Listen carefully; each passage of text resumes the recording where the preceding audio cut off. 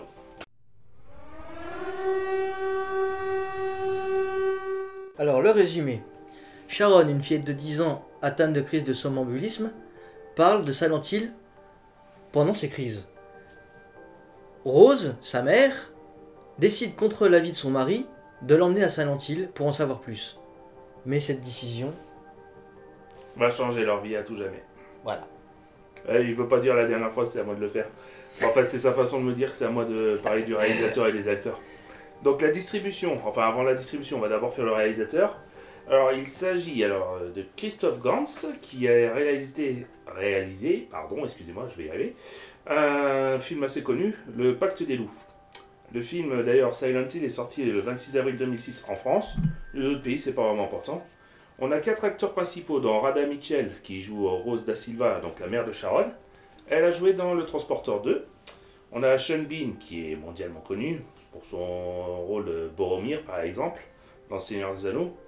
Joue le père de Sharon, Christophe da Silva. Nous avons aussi Laurie Holden qui joue Sibyl, une flic qui va se mêler d'histoire. Elle a joué dans The Walking Dead, elle jouait le rôle d'Andrea. Et enfin, bien sûr, le rôle de Sharon est interprété par Jodelle Ferland, qui elle a eu un petit rôle dans Twilight 3, si je dis pas de bêtises, et d'autres films que je ne connais pas. Donc voilà, pour la distribution. On va donc passer maintenant à la critique du film. Let's go. C'est parti.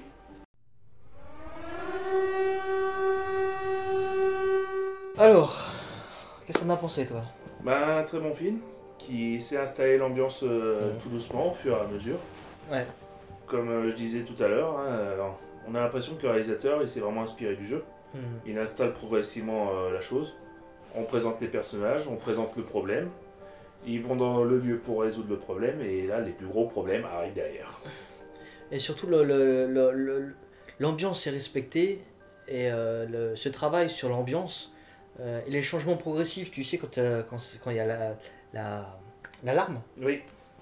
Dès que l'alarme retentit, évidemment, Ouais. bon, si vous avez fait Silent Hill, vous le savez, tous les monstres apparaissent, le monde se change. Voilà, et tu vois le monde changer comme ça, progressivement et tout ça. Ouais, bon, du coup, c'est pas réaliste du coup, mais Mais c'est ce côté très... un peu surnaturel, paranormal. surnaturel, Quoi. ouais, paranormal.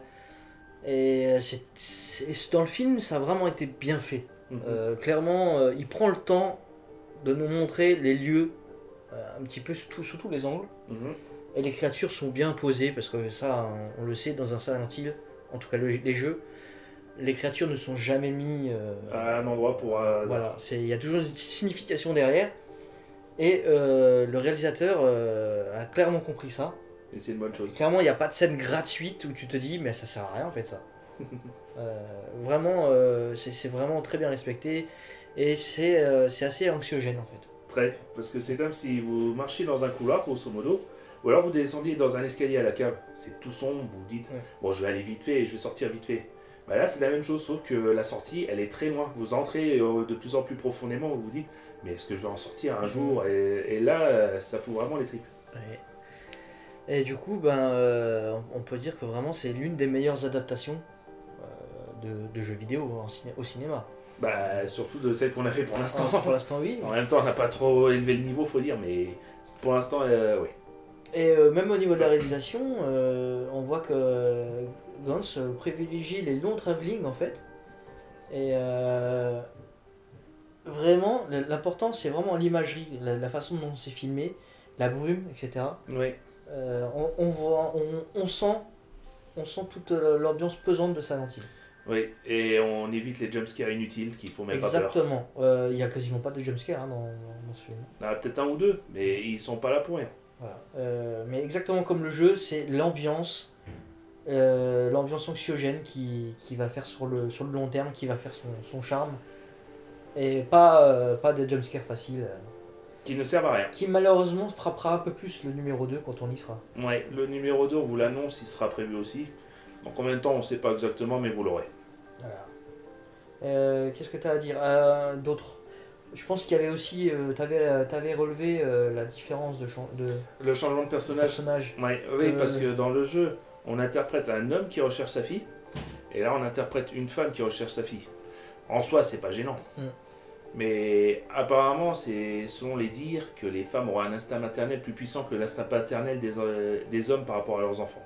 Pour moi, c'est du bullshit, mais ils pensent qu'une femme ira beaucoup plus loin pour protéger son enfant. En tout cas, effectivement, il y a peut-être un aspect commercial dans l'inversement des rôles. Oui. Parce que c'est peut-être plus facile de se mettre à l'idée qu'une femme soit plus en danger. Voilà. Ira plus loin pour sauver sa progéniture qu'un homme. Elle se mettra plus facilement en danger et on aura peut-être plus facilement peur pour elle que pour un homme. Aussi, oui, ça attise plus la sensibilité. Voilà. Je vois ça comme ça. Après, bon, c'est pas pour cette raison. C'est pas un mauvais choix de toute façon en soi. C'est pas un mauvais choix. Ouais. Donc voilà, pour tout ce qu'on a à dire sur le film tiré du jeu pour le coup. Et ben on n'a plus qu'à passer à la conclusion maintenant. Oui. Ben, c'est parti. Bon, pour conclure du coup, est-ce qu'on recommande ce film? Non. Non, pas du tout. Pas du tout. Non, sans rire. Oui, franchement, on l'a déjà dit tout à l'heure, mais c'est l'une des meilleures adaptations de jeux tirés en film, ouais. En film. Mais si vous voulez un truc qui est bien flippant, bien anxiogène, allez-y, foncez. Après, ben, on vous réserve la suite pour le 2. Voilà. C'est pas la même limonade. Hein. Tout à fait. C'est tout ce que je peux dire. Hein. Sur ce, brave gens, n'hésitez pas à vous abonner si la vidéo vous a plu.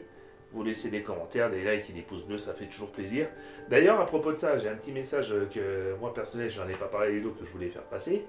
C'est que ben, moi, je suis vachement content parce que notre nombre d'abonnés depuis le début de l'année, il a quasiment triplé, ce qui n'est pas négligeable. Et le nombre de vues que vous faites, bon, sur ces vidéos à lui Dragon Ball Z, j'aimerais bien qu'elle vienne un peu sur moi aussi des fois.